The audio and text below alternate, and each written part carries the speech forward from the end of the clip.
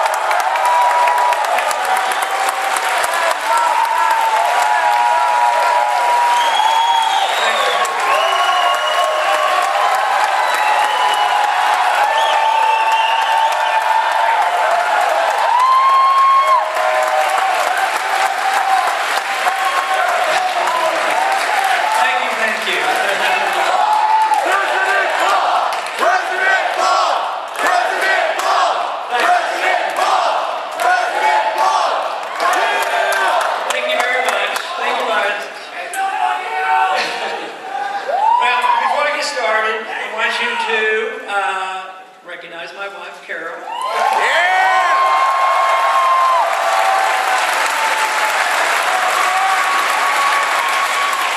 With one granddaughter with us today, Linda, one of our 18.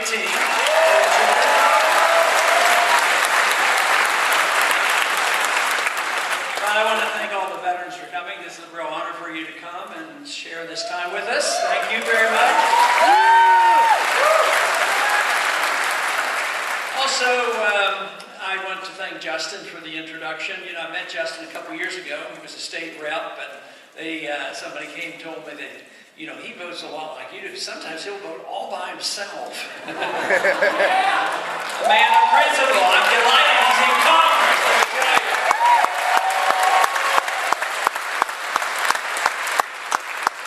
That's what has to happen. A revolution is going on. There's no doubt in my mind. It's an intellectual revolution. It's not brand new. It's a refinement of our original revolution. And we're going to build on that. We're going to build on the cause of freedom. But when this revolution, you know, is totally successful, it will permeate all of society. Just as the liberalism permeated both a democratic and Republican society, and we all became Keynesians, this movement is going to go to the point where we're going to have a time when we can say we're all Austrian free market economy.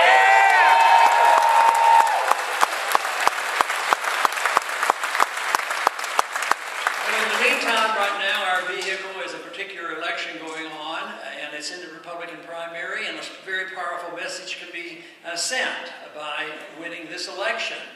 Now, you know, if you look at the evening news, you'll say, well, too bad, he doesn't show up here, they don't even list his name and these things.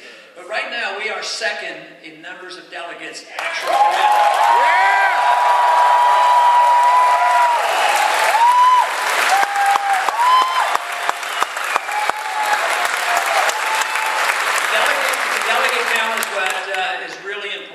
in some states, they're still trying to figure out how to count the popular vote.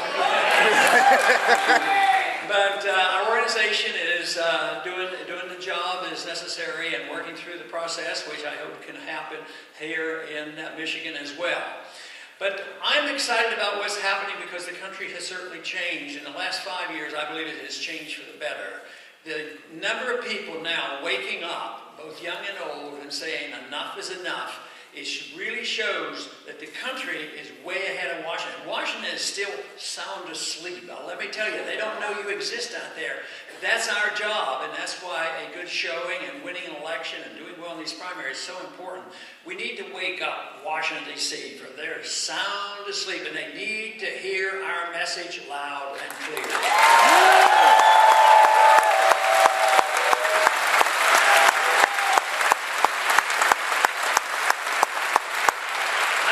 first got started in politics back in the 1970s because some of the predictions made by those Austrian free market economists came about in 1971 when it was predicted that the pseudo-gold standard established in 1945 at Bretton Woods would not work because it still allowed our government to spend too much and print too much money, and they could not honor the commitment of the gold standard of $35 an ounce.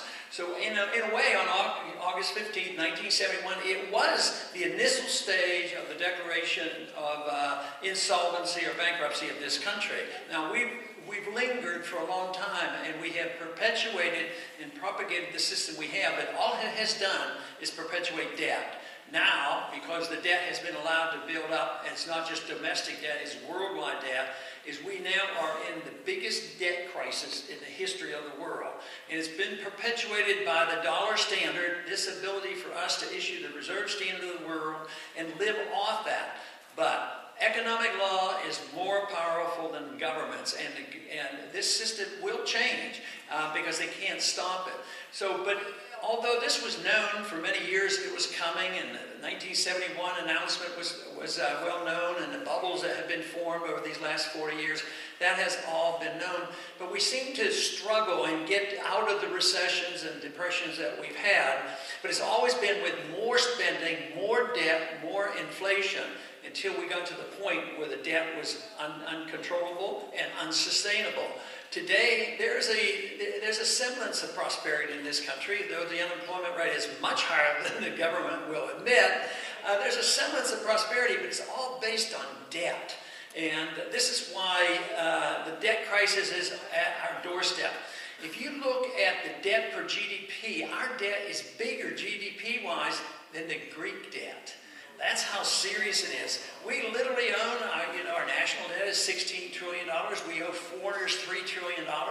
And what are we doing? We're adding at least $1.5 trillion every year to the debt. And what do they do in the Congress? What do?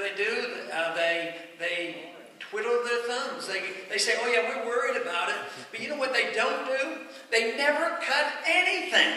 They only raise more. You have to cut the spending, and that's the reason I say the first year we should cut the spending by $1 trillion.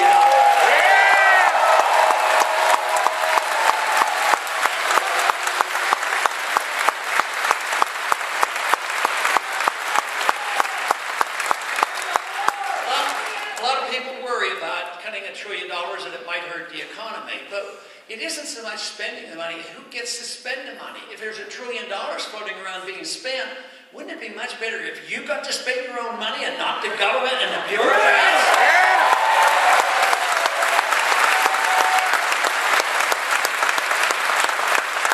A lot of people come up to me and they worry about it and ask me about it on TV constantly and say, you know, the Keynesian notion is if you get into trouble from spending too much, the answer is spend more.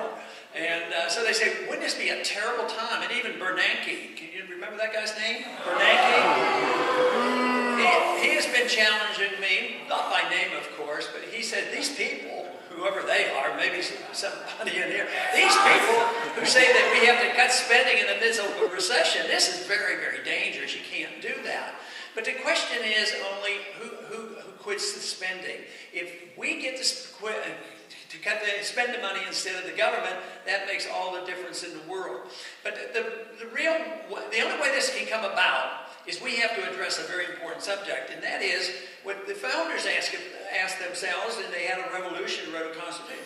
What should the role of government be? That's really the question. Should we have endless spending and entitlement system and endless wars? Or should the federal government, directly under our Constitution, be meant to do one very important thing, and that is to protect your individual liberty, your right to your life?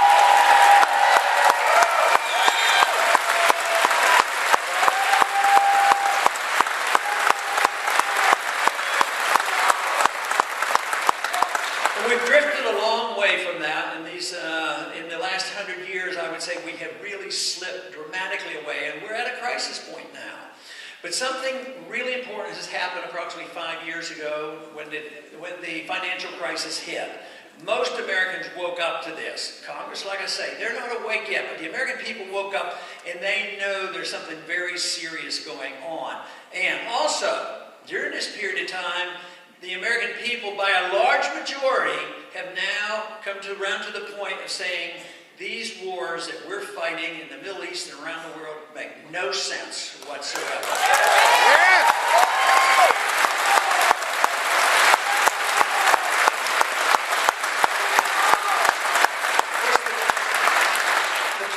Constitution, the advice of the founders say we should not get involved in entangling alliances nor on the internal affairs of other nations. And yet, that is all that we have been doing, getting more and more involved.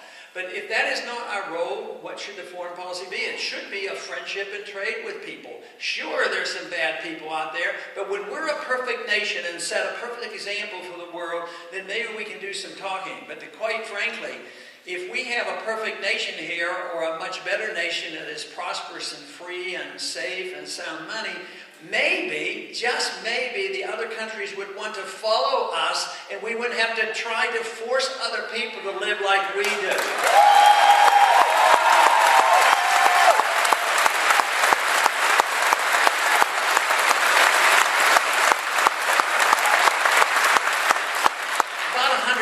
Ago, especially in the time of Woodrow Wilson, we came up with some very bad ideas, and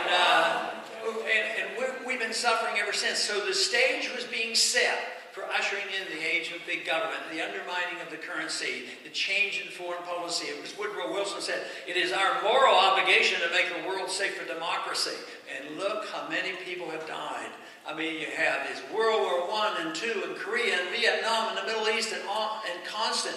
Nobody can even absolutely know exactly how many countries that we have troops in. It's at least 135, 140. We have 900 bases around the world, and we're still building them.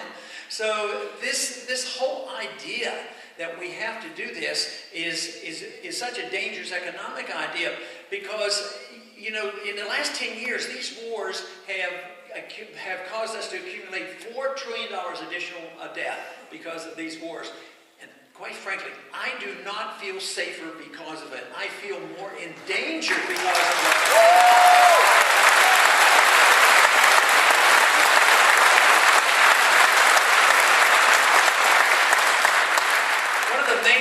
Most dangerous ideas that came out of the Depression was that, well, first off, the Depression was blamed by so many of the left. They said, well, it came because we had too much free markets and the gold standard, and that's what caused the Depression. And then they claim, and they're still teaching this in the schools, and they're still saying, well, we finally got out of the Depression when a war came. And there's some who actually believe that if you have war, you can get out of a depression. War is never an economic benefit to anybody. It is a cost.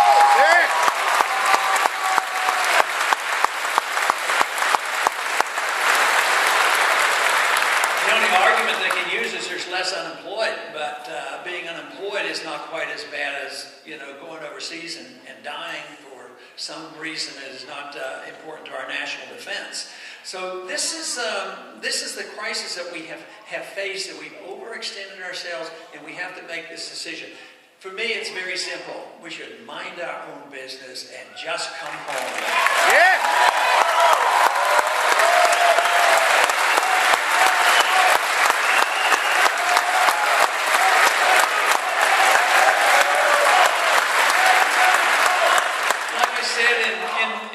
The other night, I wasn't getting very far with a moral and a constitutional argument.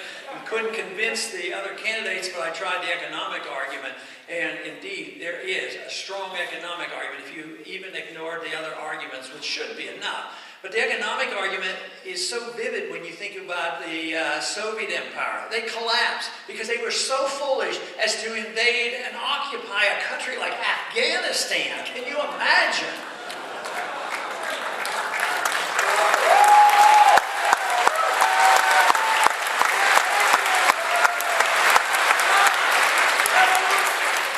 So the cost is a heavy burden, and that's how most empires come down, not by a military conflict. We did not have to fight the Soviets. They had 30,000 nuclear missiles and weapons, and they could have hit us. They had missiles in Cuba. That was in 1962. That was the year I was drafted into the Air Force.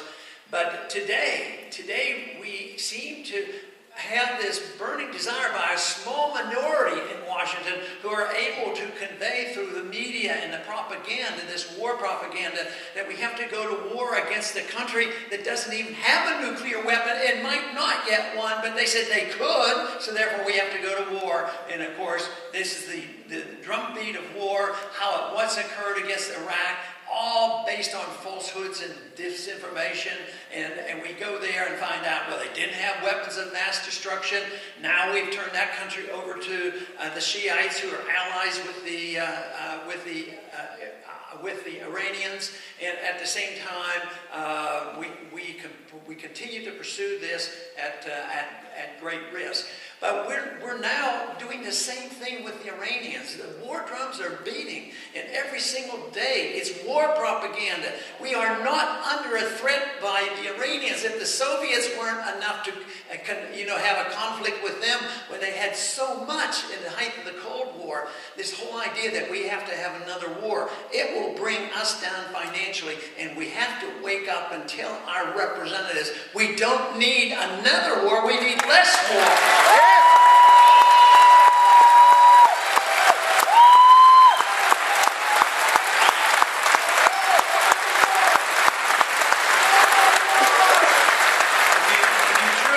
Prosperity, and most people do, I certainly do, and we're having trouble with our prosperity now. We have a recession. That peace brings more prosperity than war does, and that is why we should have a policy of seeking peace and not war, and then maybe we will get back on our feet again and spend money more wisely.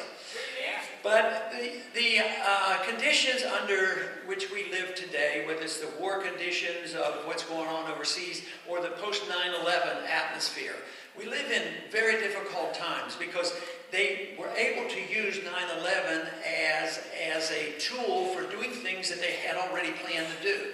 The war against Iraq had been planned before 9/11, and it was used as an opportunity. The first speech I ever gave against the war in Iraq was in 1998, because that's when the drums started beating. But on 9/11, they said, this is our chance that we can go in. But what else did they do? What was the first law they passed after 9/11? A bill that had been floating around for years, but they couldn't get the American people to endorse it and go along with it, so they put the Patriot Act up. It was a revised version of what they had. It was on the floor for an hour or so, then there was a vote, and it was overwhelmingly supported. But you know what we should do with the Patriot Act? We need to get rid of it.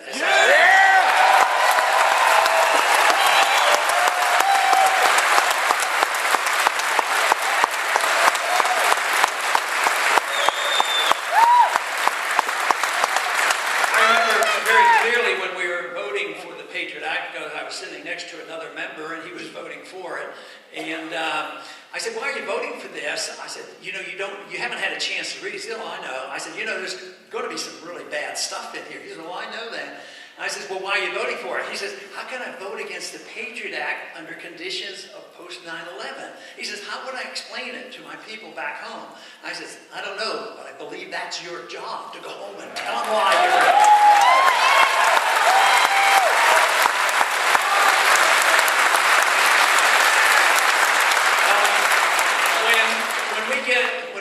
When we have the opportunity in the near future of getting rid of the Patriot Act, we shouldn't name it repealing the Patriot Act. We should call it Restore the Fourth Amendment Act. That's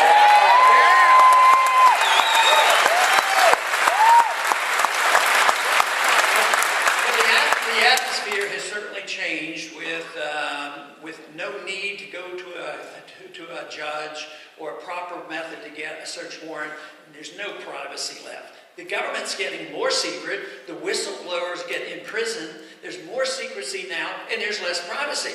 The Constitution and the founders wanted us to have our privacy and no secrecy in the government, so we have to reverse it back to this time that we have transparency, and we could start with transparency of the Federal Reserve. How about that?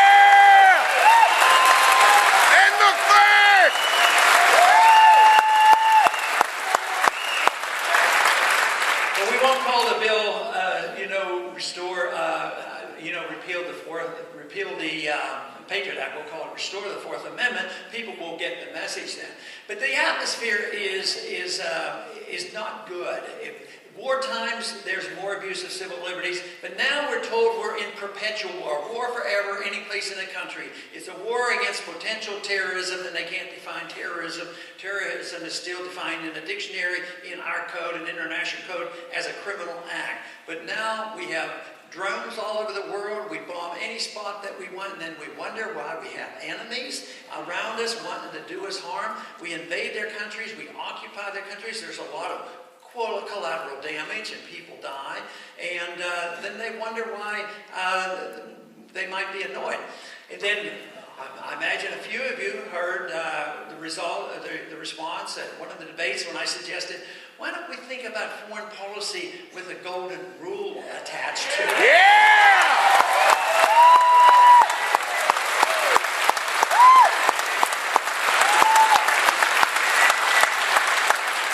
Your response was much more favorable than I got. So why shouldn't we look at it that way? Why should we do anything to another country that we would be furious that they did it to us? And the other thing is, though, when we go and set the stage for another war and we put on sanctions on a country like Iran, you know what it does? It solidifies support for their dictator. You know, there are a lot of dissenters in Iran that like to change it. But there's a nationalistic spirit which is natural to a country, just as we came together on 9/11. We think the outsiders are coming in, we're going to come together. But we continue to do that. Just think of the sanctions on Cuba. For 40, 50 years, the sanctions have been on Cuba. The Castros are still there. You know, I think it's time to start talking to the Cubans and trading with them and selling them.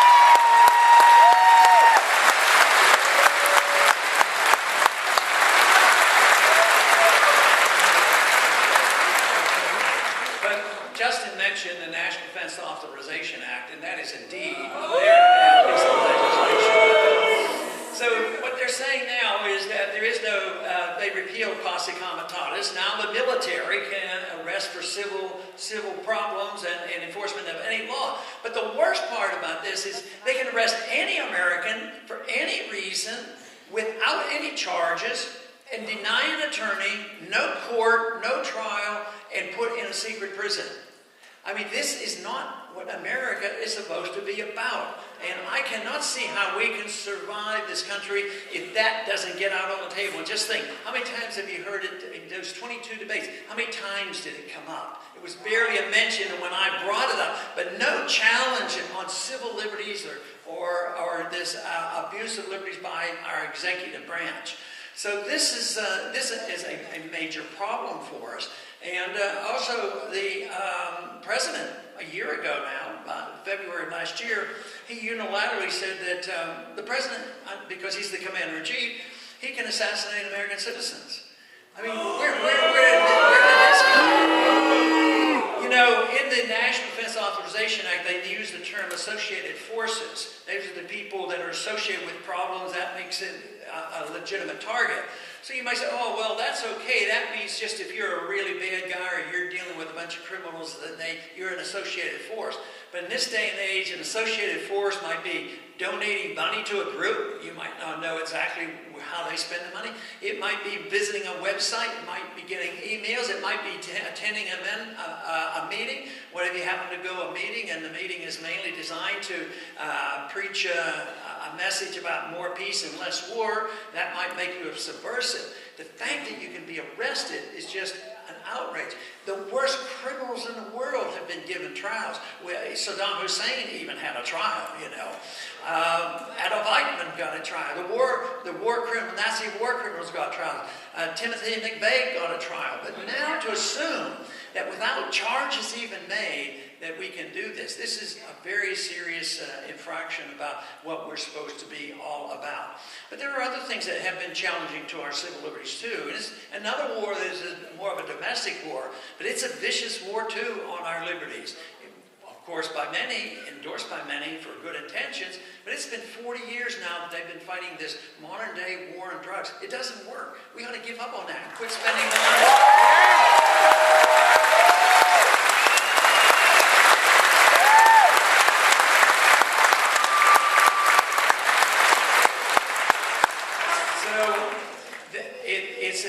that whole thing comes from the fact that people don't understand what right to life and right to liberty means. People say, that, we do have freedom of religion to make our own very important decisions about our religious and spiritual values.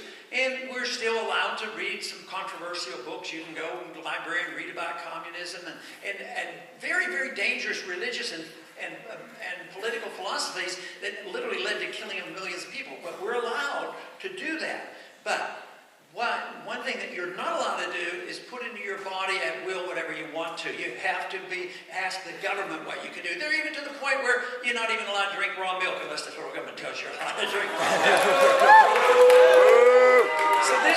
So this represents the fact that they do not have the same understanding of liberty as you and I would have. That it's your life. Yes, you might abuse it. You should suffer the consequences if you don't take good care of yourself. That's what it's about.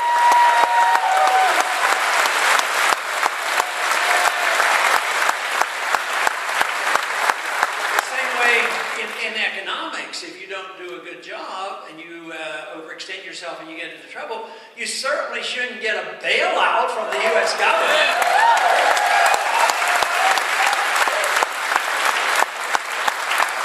But the worst part about the monetary system that encourages a lot of people to make a lot of money that is not market-oriented, rich people are fine with me. The richer the better if they've done a good job in delivering to the consumer a good product, and we made them rich because we liked their product, and they didn't commit any fraud, and they didn't get any benefits from the taxpayer. Yes, they get voted rich because we buy their products.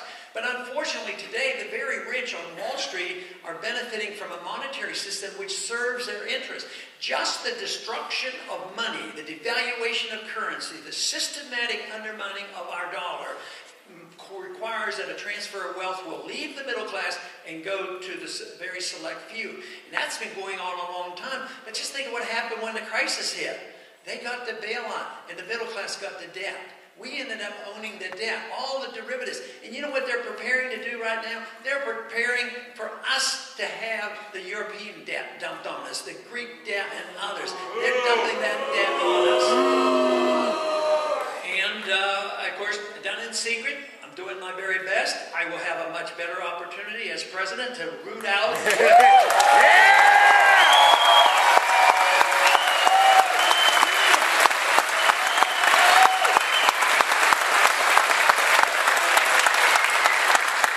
Thomas Jefferson argued the case at the time of the writing of our Constitution that we should not be able to borrow money. He lost that argument, unfortunately, so we didn't have an income tax. They didn't give us that. That came later.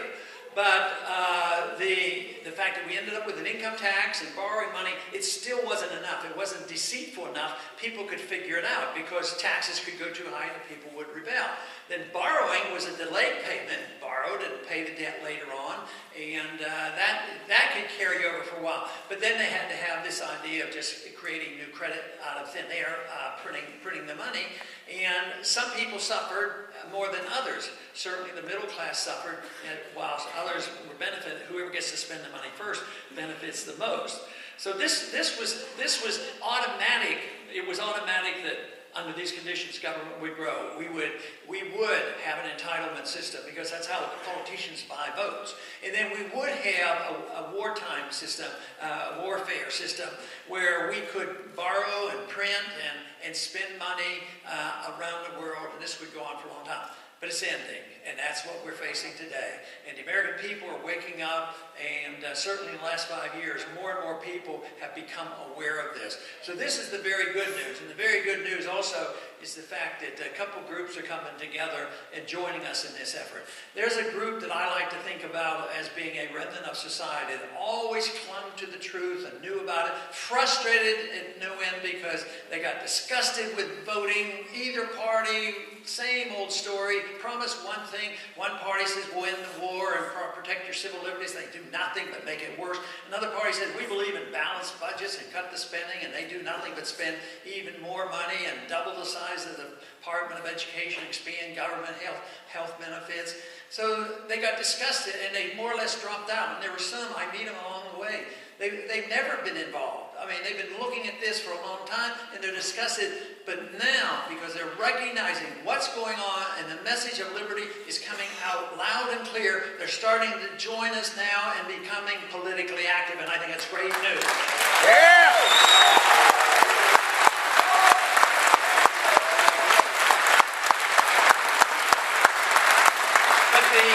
But the other group that's really energized and coming out, and that is the next generation, the young generation today, love the message of liberty, and they are coming out and they are supporting this.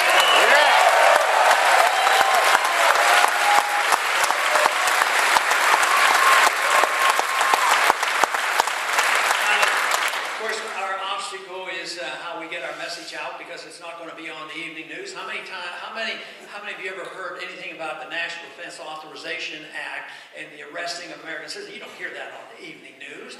But we do have something very, very important to us, and I think it's fantastic, and that is the internet. That's right.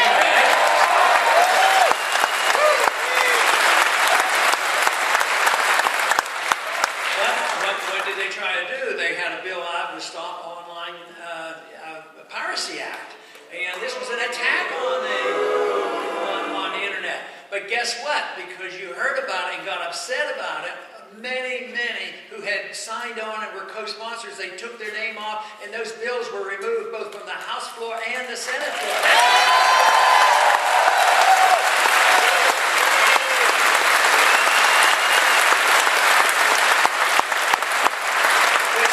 Which means that when that irate, tireless minority get noisy enough, we can have an effect, and that was a good example.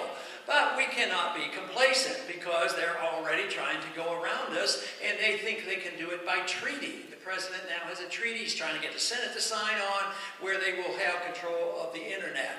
This hope that the internet, I don't understand all the details of the internet, but I hope it's bigger than any government there is. I hope they can always get around it.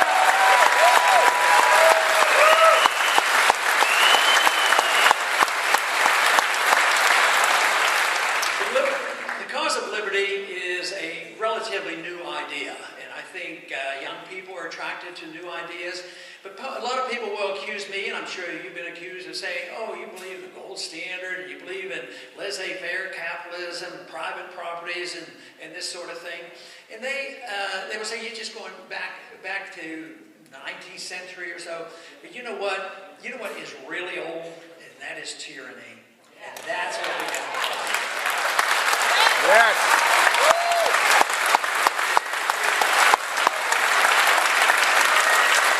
There have been tyrants around in all forms from the beginning of time, and most of the world is run by tyrants today, and indirectly we're moving in that direction because our society is getting to be where the tyrant is the dictatorship of the majority, and if they can get around to abuse the minority, they do.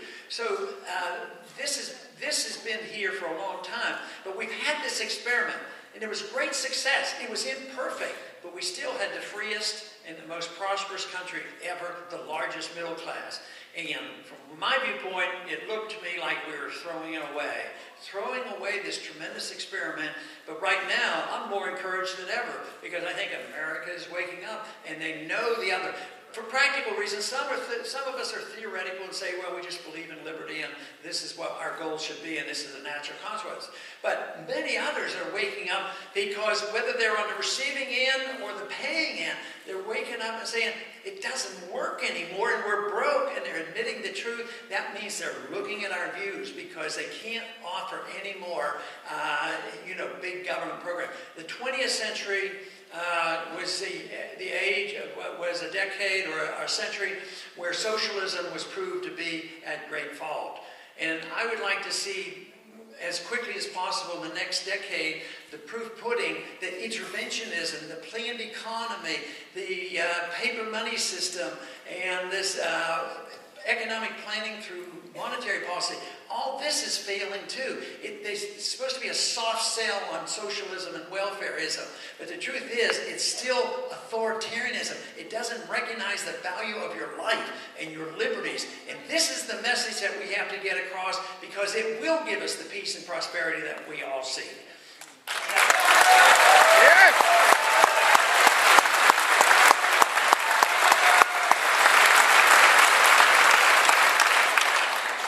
chopped up into several pieces. Economic liberty and personal liberty. They were thought to be two different things. And even today, some people say, well, he's an economic conservative and he believes in the free market. Somebody else say, he's a civil libertarian, he believes in personal liberties. But there should be no difference. If you have a right to your life and a right to your liberty, you ought to have a right to keep your fruits of fruits of your labor. This is all one thing. But a lot of people get sort of hesitant. You know, the ones on the left will say, yeah, that's good, but there's still going to be a poor person out there and we have to help them. So they embark on a system that makes sure that a few people get benefits, but before they know it, the rich get the benefits and the poor get the crumbs. And they keep saying that if we take care of these people, so we're going to have programs of free education, free medical care, free housing, and all of a sudden we wake up, the people who got the free housing essentially they lose their houses. The medical care goes downhill. The educational system goes downhill, and the young people get nothing but debt. So there is a point where the people realize that this doesn't work, and I think that's where we are today. And that's why we need more confidence in this understanding of what liberty is all about. Others on the other side, one would say that about economic liberty. On the other side, they'll say, yeah, but if we give people too much freedom, they're going to abuse it, and they're going to do things that aren't very wise, which is absolutely true.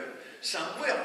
But do you think things are better off if your personal lifestyle are dictated by the politician and the bureaucrats that you know, and that the world would be better if we didn't make the choices and let the bureaucrats make choices for our personal habits and our personal life? I don't buy into that. I don't think we should let them do it either.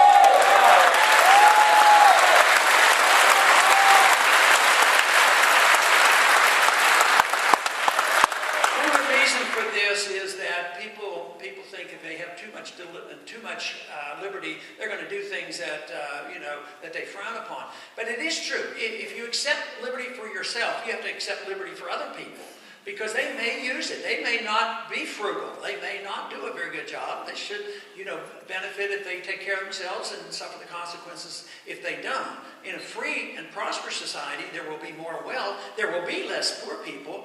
We so often lose the argument about the humanitarian argument. To me, the only humanitarian system that you can have is a free market, sound money system. Because if you think humanitarianism can be forced down our throats and you have more prosperity, then we're kidding ourselves. But on the issue of on personal liberty and habits, you say, well, as long as that individual who's exercising their rights to run their own life, if they don't hurt other people, yeah, you have a right to try to change things. The first thing, you have responsibility for yourself, to take care of the way you want to live, to set an example. Then you have family and friends and neighbors and churches and communities to try to change things. But to turn this over to the federal government means that the federal government is going to take away and steal your liberties. Once a government embarks on this notion that they can protect you from yourself, there is no liberty left.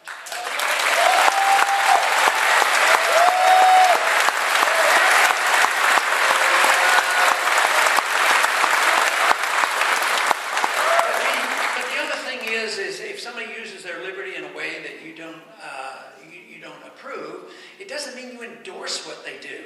If you have freedom of religion, some people have religions you think are rather bizarre. Some people don't even practice a religion. You might say you do. You don't lay awake at night, worrying about that. At the same way about reading books or whatever. But if you see this and you can tolerate other people who are different, you know what happens is we all come together. We come together not because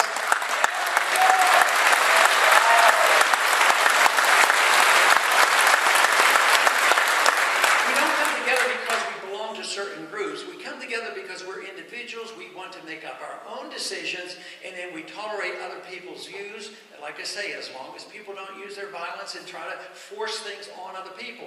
Governments shouldn't force you. Individuals shouldn't force each other. But this is the reason that the true example of liberty brings very, very diverse groups together.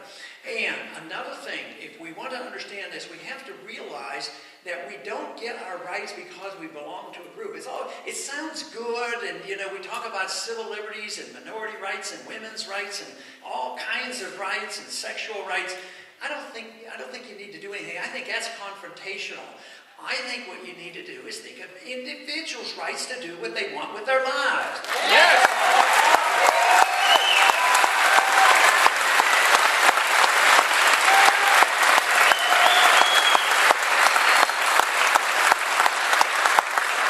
This is a powerful message. I didn't invent it. I've tried to study it and understand it. I think it's relatively new, like I say.